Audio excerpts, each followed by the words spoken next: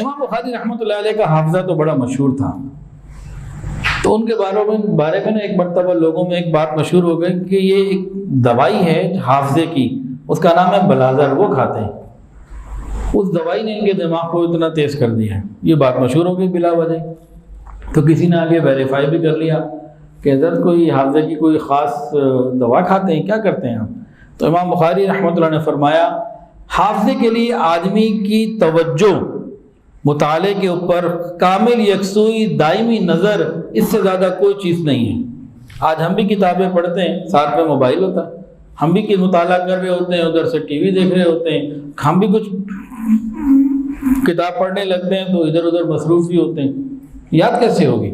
تو امام بخاری رحمۃ اللہ فرماتے ہیں کہ کامل توجہ کے ساتھ پڑھنا، پورے انہماک سے پڑھنا، یہ ہے اصل چیز، اس پہ ہمیں آنا چاہیے۔ ویڈیو کے نیچے سبسکرائب کے بٹن پہ کلک کریں، بیل کے آئیکن پہ کلک کیجئے تاکہ ہر نئی ویڈیو کی نوٹیفیکیشن آپ کو مل جائے۔